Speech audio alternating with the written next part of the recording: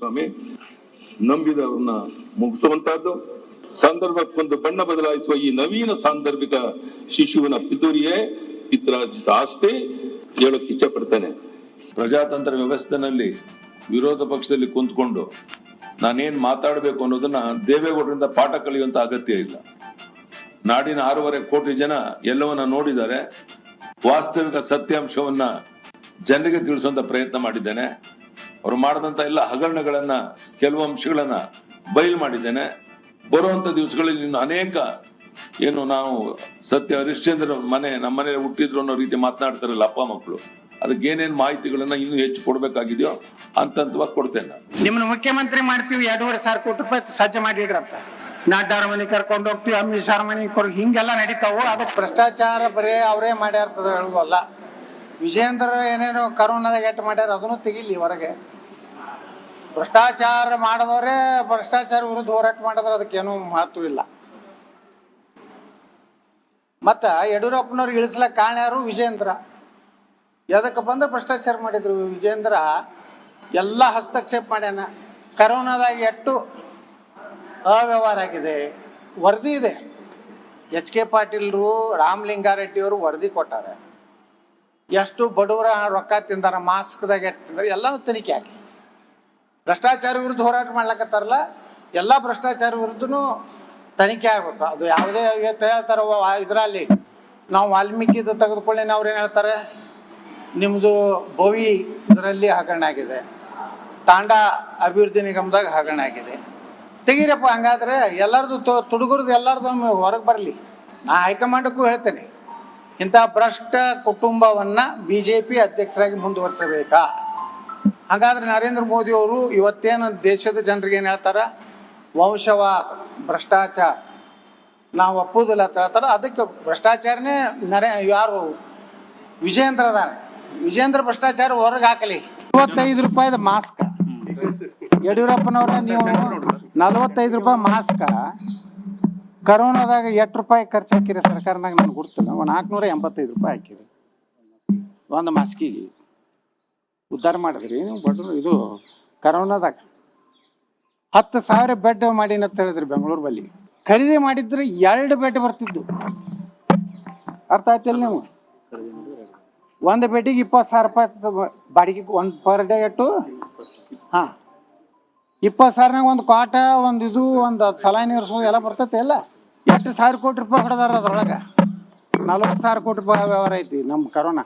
ಯಾರು ಬಡ್ರ ನೋಡ್ರಿ, ಒಂದು ದವಾಖಾನೆಯಾಗ ಒಂದು ಕರೋನಾ ಪೇಷಂಟ್ಗೆ 8-10 ಲಕ್ಷ ರೂಪಾಯಿ ಬಿಲ್ ಮಾಡ್ಯಾರ. ಕುಮಾರಸ್ವಾಮಿ ಇನ್ನೂ ಹೇಳ್ತಾರ್ರಿ, ಅವ್ರಿಗೆ ಆಯಾ ವಾತಾವರಣಕ್ಕೆ ಅನುಕೂಲ ಆಗ್ತಕ್ಕಂಥ ಹೇಳಿಕೆಗಳನ್ನು ಕೊಡ್ತಾರೆ ರೀ. ಇವ್ರಿಗೆ ಸರ್ಕಾರ ನಡೆಸೋ ಯೋಗ್ಯತೆ ಇಲ್ಲ ಕುಮಾರಸ್ವಾಮಿಗೆ. ಒಬ್ಬ ಮುಖ್ಯಮಂತ್ರಿಯಾಗಿ ಸರ್ಕಾರ ನಡೆಸೋ ಯೋಗ್ಯತೆ ಇಲ್ದೇನೆ ಸುಮ್ಮನೆ ಅವ್ರ ಮೇಲೆ ಆಪಾದನೆ ಮಾಡೋದು. ಗೆದ್ರ ಮಾತ್ರ ನನ್ನಿಂದ, ಸೋತ್ರ ಇನ್ನೊಬ್ಬನಿಂದ, ಸಕ್ಸಸ್ಗೆಲ್ಲ ನಾನು ಕಾರಣ, ಫೇಲ್ಯೂರ್ಗೆಲ್ಲ ಇನ್ನೊಬ್ಬ ಕಾರಣ ಅಂತಂದರೆ ಕುಮಾರಸ್ವಾಮಿ ಮೂರ್ಖತನ ಇದು. ಕುಮಾರಸ್ವಾಮಿ ಈಗ ಕೇತಗನಹಳ್ಳಿ ಕಟ್ತಾ ಇದ್ದಾನಲ್ಲ, ಅದೆಲ್ಲ ದಲಿತರ ಭೂಮಿ ಹಿಂದೆ. ಅವನು ದಲಿತರ ಭೂಮಿನ ಕಬಳಿಸಿರೋದು. ಆಳೆತ್ತರದ ಗೋಡೆ ಕಟ್ತಾ ಇದ್ರಲ್ಲ ಈಗ, 20 ಅಡಿ 20-25 ಅಡಿ ಕೋಟೆ ಕಟ್ಕೋತಾ ಇದ್ದಾರೆ, ಟಿಪ್ಪು ಸುಲ್ತಾನ್ ಕೋಟೆನ. ಅದು ಕುಮಾರಸ್ವಾಮಿ ಅವ್ರು ಕಟ್ತಾ ಇರೋದು. ನಾನು ಈಗ ಅವ್ರಿಗೆ 108 ಕ್ಷೇತ್ರ ಇದೆ. ನಾನು ಮೊದಲೇ ಹೇಳಿದ್ದೆ, ಕುಮಾರಸ್ವಾಮಿ ಕೊಕ್ರೆ ಇದೆ. ಹಾಗೆ ಎಲ್ಲಿ ಬೇಕಾದ್ರೂ ಇಲ್ಲಿಂದ ಎಲ್ಲೆಲ್ಲಿ ಕೆರೆಯಲ್ಲಿ ಮೀನಿದೆ ಅಲ್ಲಲ್ಲಿ ಹೋಗ್ತಾ ಇರ್ತಾರೆ. ಬಹಳ ಜನ ನೊಂದೋಗಿದ್ದಾರೆ. ಇವ್ರಿಗೇನಂದ್ರೆ ಈಗ ಮೊದಲು ರಾಮನಗರ ಹಿಡಿದ್ರು, ಚನ್ನಪಟ್ಟಣಕ್ಕೂ ಬಂದ್ರು, ಜಿಲ್ಲೆಯಲ್ಲಿ ಯಾರೂ ಇಲ್ಲ. ಇವರಿಬ್ರೆ ಅಪ್ಪ ಮಗನ ಫೋಟೋ ಹಾಕೊಂಡು ಇಡೀ ಜಿಲ್ಲೆ ಜನ ಗುಲಾಮಗಿರಿಲಿ ಇಟ್ಕೋಬೇಕು ಅನ್ನೋದು ಅವ್ರ ಉದ್ದೇಶ. ಸನ್ಮಾನ್ಯ ಕುಮಾರಸ್ವಾಮಿ ಅವರು ಯಾವಾಗ್ಲೂ ಗಾಳಿಯಲ್ಲಿ ಗುಂಡೊಡೆಯರಲ್ಲಿ ನಿಸೀಮರು. ಎಲ್ಲರ ಹತ್ರ ಆಟ ಆಡ್ದಂಗಿಲ್ಲ, ಆಟ ಆಡಕ್ಕೆ ಪ್ರಯತ್ನ ಮಾಡಿದ್ರೆ ಅವೆಲ್ಲ ಫೇಲ್ಯೂರ್. ಚನ್ನಪಟ್ಟಣಕ್ಕೂ ಬಂದ್ರು, ಜಿಲ್ಲೆಯಲ್ಲಿ ಯಾರೂ ಇಲ್ಲ. ಇವರಿಬ್ರೆ ಅಪ್ಪ ಮಗನ ಫೋಟೋ ಹಾಕೊಂಡು ಇಡೀ ಜಿಲ್ಲೆ ಜನ ಗುಲಾಮಗಿರಿಲಿ ಇಟ್ಕೋಬೇಕು ಅನ್ನೋದು ಅವ್ರ ಉದ್ದೇಶ. ಸನ್ಮಾನ್ಯ ಕುಮಾರಸ್ವಾಮಿ ಅವರು ಯಾವಾಗ್ಲೂ ಗಾಳಿಯಲ್ಲಿ ಗುಂಡೊಡೆಯರಲ್ಲಿ ನಿಸೀಮರು. ಎಲ್ಲರ ಹತ್ರ ಆಟ ಆಡ್ದಂಗಿಲ್ಲ, ಆಟ ಆಡಕ್ಕೆ ಪ್ರಯತ್ನ ಮಾಡಿದ್ರೆ ಅವೆಲ್ಲ ಫೇಲ್ಯೂರ್. ಇದುವರೆಗೂ ಬೇರೆ ಬೇರೆಯವ್ರಿಗೆ ತೋರಿಸ್ತೀನಿ, ಬಿಚ್ಚಿಡ್ತೀನಿ. ಅದೇನ್ ಬಿಚ್ಚಿಡ್ತೀಯಪ್ಪ? ಬಿಚ್ಚಿಡು. ಅದ್ಯಾವ್ದ 5 ಸ್ಟಾರ್ ಹೋಟ್ಲಲ್ಲಿ ಬಿಚ್ಚಿಡ್ತಿದ್ದಲ್ಲಪ್ಪ, ಹಂಗಲ್ಲ. ಬಿಚ್ಚಿಡ್ತೀನಿ ಅಂದಲ್ಲ, ಅಲ್ಲೆಲ್ಲ ಬಿಚ್ಚಿಡ್ತಿದ್ರಲ್ಲ, ಅಲ್ಲಿ ಬಿಚ್ಚಿಟ್ಟಂಗಲ್ಲ. ಅದೇನ್ ಬಿಚ್ಚಿಡ್ತೀನಿ ಅಂತಿದ್ದೀರಪ್ಪ? ಬಿಚ್ಚಪ್ಪ. ಪಾಪ ನಿಮ್ಮ ಅಶ್ವಥ್ ನಾರಾಯಣದು ಇವತ್ತು ಎಂತೂ ತಿಂದಿದೀವಿ ಅಂತ ಏನ್ ಹೇಳಿದ್ರಲ್ಲ, ಮಾಡಿರೋದು ನೋಡಿದೀವಿ ಅಂತ. ಇಲ್ಲಿ ನೋಡಿ ಮಾಡಿರೋದು ತಿಂತಾ ಇರೋದು ನಾನಲ್ಲ, BMS ಇಂಜಿನಿಯರಿಂಗ್ ಟ್ರಸ್ಟ್ ಏನೊಂದು ಟ್ರಸ್ಟ್ ಇತ್ತು 1954 ಇಸ್ವಿ. ಟ್ರಸ್ಟ್ ಬಡ ಮಕ್ಕಳಿಗೆ ವಿದ್ಯೆ ಕೊಡ್ಲಿಕ್ಕೆ ಇಟ್ಟು ಬಂದಂತ ಟ್ರಸ್ಟ್ ಇವತ್ತು ಯಾರು ತಿಂತಾ ಇದ್ದಾರೆ ನೋಡಿ. ಅಶ್ವಥ್ ನಾರಾಯಣಿಗೆ ಕೇಳಿ ಬಳಸಿದಂತ ಪದ. ನಾನಿದನ್ನೆಲ್ಲ ಸುಲಭವಾಗಿ ಬಿಡೋನಲ್ಲ. ಪರ್ಸೆಂಟೇಜ್ ಸಿಸ್ಟಮ್ ತಂದವ್ರು ಯಾರು ಈ ರಾಜ್ಯದಲ್ಲಿ? ಅದೆಂತದೋ ಹೇಳ್ಕೊಂಡವ್ರಲ್ಲ 8% 10%. ಆ ಸಿಸ್ಟಮ್ ತಂದ ಪುಣ್ಯಾತ್ಮ ಪಿತೃ ಇದೇ ಯಡಿಯೂರಪ್ಪನವರಲ್ವೇ? ಈ 10% ಪಾಪ ಹಿಂದೆ ಕಾಂಗ್ರೆಸ್ ಸರ್ಕಾರ ಸುದೀರ್ಘವಾಗಿ ಆಡಳಿತ ನಡೆಸಿದಾಗಲೂ ಅವ್ರಿಗೆ ಯೋಚನೆ ಬಂದಿರಲಿಲ್ಲ. ಇವ್ರ ಅಧಿಕಾರಕ್ಕೆ ಬಂದ ತಕ್ಷಣವೇ ಈ ಪರ್ಸೆಂಟೇಜ್ ಸಿಸ್ಟಮ್ ತಂದವರೇ ಇವರು ಮಹಾನುಭಾವ, ಅದರ ಜನಕ ಇವರು. ಹಲೋ, ಯಾವ ರೀತಿ ನಡೆಸಿದ್ದಾರೆ ತೋರ್ಸಿದ್ರೆ 1 ಗಂಟೆ ಆಯ್ತದೆ. ಇವ್ರದೆಲ್ಲ ಅರ್ಥ ಆಯ್ತಲ್ಲ, ಯೂಟರ್ನು ಇಂಥದೆಲ್ಲ ಇದೆ. ಸಭೆ ಆದ್ಮೇಲೆ ನಿಮ್ಗೆಲ್ಲ ತೋರಿಸ್ತೀವಿ, ಎಲ್ಲ ಯೂಟ್ಯೂಬ್ ಅಲ್ಲಿ ಹಾಕ್ತಿವಿ ಯಾವ ರೀತಿ ಮಾಡಿದ್ದಾರೆ. ಪ್ರಜ್ವಲ್ ರೇವಣ್ಣಂದ CD ವಿಚಾರ ಏನ್ ಮಾಡಿದ್ರು, ಪೆಂಡ್ರೈವ್ ವಿಚಾರ ಏನ್ ಮಾತಾಡಿದ್ರು, ಏನೇನಾಯ್ತು ಅಂತೇಳಿ ಅವೆಲ್ಲ ಬಿಡಿಸಿ ಎಲ್ಲ ಅವರೇ ಮಾತಾಡಿದ್ದಾರೆ. ನಾನೇನ್ ಮಾತಾಡ್ಬೇಕಾದ ಅವಶ್ಯಕತೆ ಇಲ್ಲ. ಎಲ್ಲ ಯೂಟರ್ನ್. ಫಸ್ಟ್ ನನ್ನ ಮೇಲೆ ಹೇಳಿದ್ರು, ತಿರ್ಗಾ ಅದಾರ ಪ್ರೀತಮ್ ಗೌಡ ಅಂತೆ, ತಿರ್ಗಾ ಒಂದು ಹೇಳಿದ್ರು, ತಿರ್ಗಾ ಅದಂತೆ. ನಾನು ಈ ಸಂದರ್ಭದಲ್ಲಿ ಹೇಳಲಿಕ್ಕೆ ನಾನು ಬಯಸ್ತಾ ಇದ್ದೀನಿ, ನೀವು ಗಮನ ಇಟ್ಕೊಂಡಿರ್ಬೇಕು. ಇವತ್ತು ಏನೋ ಬಿಜೆಪಿ ಅವರಿಬ್ರು ಬಿಜೆಪಿಗೆ ಬ್ಯಾಕ್ ಸ್ಟಾಪ್ ಮಾಡಿದ್ ನಾವು ಮಾಡಿದ್ವಾ? ಯಡಿಯೂರಪ್ಪಂಗೆ ಯಾರು ಬ್ಯಾಕ್ ಸ್ಟಾಪ್ ಮಾಡಿದ್ರು? ಇದೇ ಕುಮಾರಸ್ವಾಮಿ ಬ್ಯಾಕ್ ಸ್ಟಾಪ್ ಮಾಡಿದ್ರು. ಇವತ್ತು ನಮ್ಗಳ ಮೇಲೆ ಮಾತಾಡ್ಕೊಂಡು ಬರ್ತಾ ಇದ್ದಾರೆ. ನಾನು ಹೇಳ್ತೀನಿ, 17 ಜನ ಇದ್ರು MP ಗಳು. ಸಿದ್ದರಾಮಯ್ಯನವರು ಡೆಪ್ಟಿ CM ಇದ್ರು, ಅವ್ರನ್ನೂ ಸಹಿಸ್ಲಿಲ್ಲ. ಅವ್ರ MP ಗಳು ಒಬ್ಬರು ಅವ್ರ ಜೊತೆ ಯಾರು MP ಆಗಿದ್ರು ಅವರು ಇಲ್ಲ, ಯಾರನ್ನು ಬಿಡ್ಲಿಲ್ಲ. ಅವ್ರ ಮಕ್ಕಳುಗಳಿಗೆ ದಾರಿ ಮಾಡ್ಕೊಳ್ಳೋಕೋಸ್ಕರ ಎಲ್ಲ ಜನತಾದಳದ ಎಲ್ಲ ನಾಯಕರುಗಳನ್ನ ಪಾರ್ಟಿ ಬಿಟ್ಟು ಓಡಿಸಿ ಕುಟುಂಬಕ್ಕೆ ಅನುಕೂಲ ಏನ್ ಮಾಡಬೇಕೋ ಮಾಡ್ಕೊಂಡು ಬಂದ್ರು. ಇದು ಜನತಾದಳದ ಇತಿಹಾಸ. ನಾನು ಹೇಳ್ತೀನಿ, ಈಗ ನೋಡಿ ಮಗಂಗೆ ತೊಂದರೆ ಆಯ್ತದೆ ಅಂತೇಳಿ ಇನ್ನೊಬ್ಬನ ಮಗನ ಮೇಲೆ ಕೇಸ್ ಹಾಕ್ಸಿಸಿ ಅವ್ರನ್ನೂ ಬಿಡ್ಲಿಲ್ಲ, ಆ MP ಅವ್ರನ್ನೂ ಬಿಡ್ಲಿಲ್ಲ, ಯಾರನ್ನೂ ಬಿಡ್ಲಿಲ್ಲ.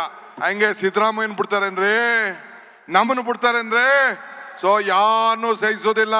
ಚಲರಾಯ ಸ್ವಾಮಿ ಇರ್ಬೋದು, ಬೇರೆ ನಾಯಕರು BL ಶಂಕರ್ ಇಲ್ಲೇ ಇದ್ದಾರೆ, ಜಾಲಪ್ಪ ಇದ್ದಾರೆ, ನಮ್ಮ ಇವರು ರಾಯರೆಡ್ಡಿ ಇದ್ದಾರೆ. 17 ಜನ ಗೆದ್ದಿದ್ರು, ಒಬ್ರು ಕೂಡ ಅವ್ರ ಜೊತೆಲಿಲ್ಲ. ಯಾಕಿಲ್ಲ?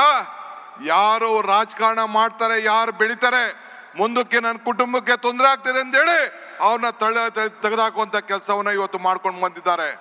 ಆದ್ರೆ ಕೊನೆ ಕಾಲ ಬಂದಿದೆ. ನಾನು ಹೆಚ್ಚಿಗೆ ಏನು ಹೇಳ್ಬೇಕಾದಿಲ್ಲ. ಇನ್ನ ರಾಜ್ಯದ ಮುಖ್ಯಮಂತ್ರಿಗಳು ಮಾತಾಡಬೇಕು.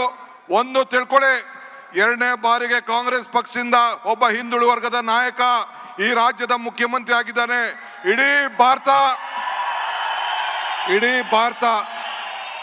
ಭಾರತ ನೋಡ್ತಾ ಇದೆ. ಅವ್ರನ್ನ ತೆಗಿಬೇಕು, ಅವ್ರ ಸಂಚು ಮಾಡಬೇಕು, ಅಸೂಯೆಯಿಂದ ಅಧಿಕಾರದಿಂದ ಇಳಿಸ್ಬೇಕು ಅಂತೇಳಿ ಪ್ರಯತ್ನ ಮಾಡ್ತಾ ಇದ್ದಾರೆ. ಇದು ಸಾಧ್ಯ ಇಲ್ಲ. ಭಾರತೀಯ ರಾಷ್ಟ್ರೀಯ ಕಾಂಗ್ರೆಸ್ ಪಕ್ಷ, ಮಲ್ಲಿಕಾರ್ಜುನ್ ಖರ್ಗೆ ಅವರ ನೇತೃತ್ವದ ಪಕ್ಷ, ಸೋನಿಯಾ ಗಾಂಧಿ ಅವರ ನಾಯಕತ್ವ, ರಾಹುಲ್ ಗಾಂಧಿ ಅವರ ನಾಯಕತ್ವ, ನಾವೆಲ್ಲ ಸೇರಿ ಅವರ ಬೆನ್ನಿಗೆ ಇದ್ದೇವೆ. ನೀವೇನು ಮಾಡ್ಲಿಕ್ಕೆ ಸಾಧ್ಯ ಇಲ್ಲ. ನೀವು ಕೂಡ ನಮ್ಮ ಜೊತೆ ಇದ್ದೀರಿ ಅನ್ನೋ ಮಾತನ್ನ ಹೇಳಿ ತಮ್ಮೆಲ್ಲರಿಗೂ ವಂದಿಸಿ, ಮುಖ್ಯಮಂತ್ರಿಗಳು ಪರಮೇಶ್ವರ್ ಇನ್ನ ಮಾತಾಡೋರಿದ್ದಾರೆ. ಒಂದು ಸಂದೇಶ ನಿಮಗೆ, ಇತಿಹಾಸ ಇದೆ. ಮತ್ತೆ ಈ ರಾಜ್ಯದಲ್ಲಿ ಕಾಂಗ್ರೆಸ್ ಸರ್ಕಾರ ತರುವಂತ ಕೆಲಸವನ್ನು ನಾವು ಮಾಡ್ತೇವೆ. ನುಡಿದಂತೆ ನಡೆದಿದ್ದೇವೆ. 5 ಗ್ಯಾರಂಟಿಗಳನ್ನ ಕೊಟ್ಟಿದ್ದೇವೆ. ಇನ್ನ ಮುಂದಕ್ಕೂ ಕೂಡ ನಿಮ್ಮ ಬದುಕಿನಲ್ಲಿ, ಭಾವನೆಗಲ್ಲ, ನಿಮ್ಮ ಬದುಕಿನಲ್ಲಿ ನಾವು ಬದಲಾವಣೆಯನ್ನು ತಂದಿದ್ದೇವೆ. ಹಿಂದೆ ಕಾಂಗ್ರೆಸ್ ಸರ್ಕಾರ ಯಾವ್ದಾದ್ರು ಕಾರ್ಯಕ್ರಮ ಕೊಟ್ಟಿತ್ತಲ್ಲ, ಉಳುನ್ಗೆ ಭೂಮಿ, ಸೈಟು, ಮನೆ, ಯಾವ್ದಾದ್ರು ಕಾರ್ಯಕ್ರಮ, ಓಲ್ಡ್ ಏಜ್ ಪೆನ್ಷನ್ ತೆಗೆದಾಕಾಯ್ತಾ? ಹಂಗೆ ನಮ್ಮ 5 ಗ್ಯಾರಂಟಿಗಳನ್ನ ಯಾರು ಕೂಡ ತೆಗೆದಾಕ್ಲಿಕ್ಕೆ ಸಾಧ್ಯ ಇಲ್ಲ. ಬಿಜೆಪಿ ಅವ್ರ ಕೈಲೂ ಆಗುದಿಲ್ಲ, ನಾವು ತೆಗೆದಾಕೋದಿಲ್ಲ.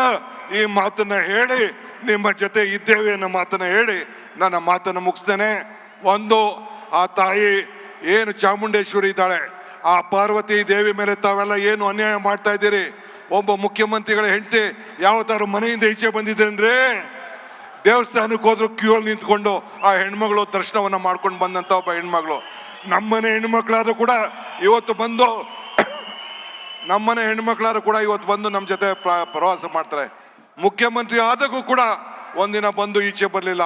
ಅಂತ ಹೆಣ್ಣುಮಗಳ ಬಗ್ಗೆ ತಾವು ಈ ರೀತಿ ಅಧಿಕಾರವನ್ನ ದುರುಪಯೋಗ ಮಾಡಿಕೊಂಡ್ರು ಅಂತ ಹೇಳಿ ಏನು ಕಳಂಕ ಮಾಡಲಿಕ್ಕೆ ಪ್ರಯತ್ನ ಮಾಡ್ತಾ ಇದ್ದೀರಿ. ಇದು ಸಾಧ್ಯ ಇಲ್ಲ. ಆ ತಾಯಿ ಚಾಮುಂಡಿ ಕ್ಷಮಿಸುವುದಿಲ್ಲ.